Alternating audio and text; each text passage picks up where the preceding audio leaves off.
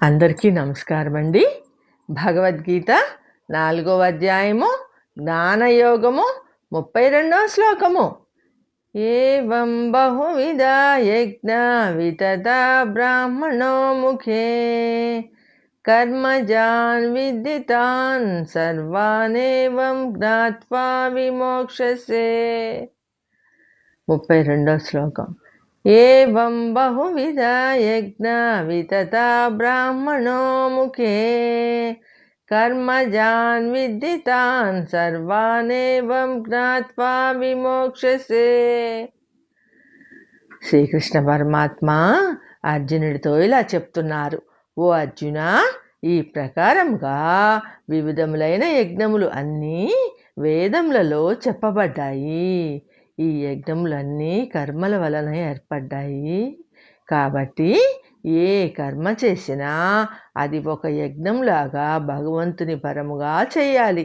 అప్పుడే నీకు ముక్తి లభిస్తుంది అని తెలుసుకో అని పరమాత్మ బోధించారు అర్జునుడితో. కర్మలలో పుట్టి పెరిగి కర్మలు చేసే ప్రతి వాడు ఈ యజ్ఞముల గురించి తెలుసుకోవాలి, ఆచరించాలి, శాశ్వతానందమును పొందాలి. అందరూ వేదములను చదవలేరు, చదివినా అర్థం కావు. కాబట్టి పరమాత్మ మనకు వివరంగా క్లుప్తంగా ఈ యజ్ఞముల గురించి చెప్పారు. కర్మజాన్ అంటే ఈ యజ్ఞములు అన్నీ కర్మల వలన పుట్టినవి.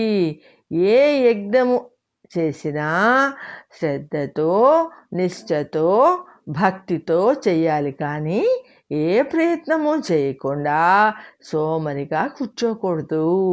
కాబట్టి ఇంద్రియములను, మనస్సును నిగ్రహించి ఏదో ఒక యజ్ఞము చేసి జ్ఞానము సంపాదించి మోక్ష మార్గములో ప్రయాణం చేయాలి. కానీ ఏ ప్రయత్నము లేకుండా జ్ఞానము రమ్మంటే రాదు అని పరమాత్మ నిర్ద్వంద్వంగా చెప్పారు.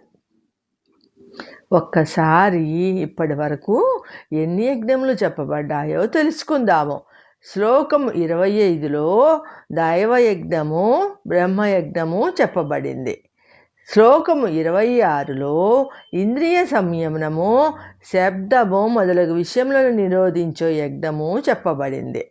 శ్లోకము 27లో మనోనిగ్రహ యజ్ఞము చెప్పబడింది. శ్లోకము 28లో ద్రవ్యయజ్ఞము, తపోయజ్ఞము, యోగయజ్ఞము, స్వాధ్యాయ యజ్ఞము, జ్ఞానయజ్ఞము చెప్పబడింది. శ్లోకం 29లో ప్రాణాయామము చెప్పబడింది. శ్లోకము 30లో ఆహార నియమములు అనే యజ్ఞము, మొత్తము 12 రకములైన యజ్ఞములు చెప్పబడ్డాయి. ఇవే కాదు, వేదములలో ఇంకా చాలా వివిధములైన యజ్ఞముల గురించి చాలా విస్తారముగా, విపులముగా చెప్పబడింది. ఈ యజ్ఞములన్నిటినీ స్థూలముగా 2గా విభజించవచ్చు. అవే జ్ఞానయజ్ఞము, కర్మయజ్ఞము. కర్మయజ్ఞములు కూడా జ్ఞాన సముపార్జనకే తోడ్పడతాయి. అందుకని ముందు కర్మ యజ్ఞములు ఆచరించి వాటి వలన చిత్తశుద్ధి, మానసిక నిర్మలత్వము పొంది తర్వాత జ్ఞాన యజ్ఞములు చేసి మోక్షమునకు మార్గము సుగమం చేసుకోవాలి అర్జున అని పరమాత్మ బోధించారు. సర్వేజన సుఖినో భవంతండి. జై శ్రీమన్నారాయణ. నెక్స్ట్ 33వ శ్లోకంతో కలుసుకుందామండి.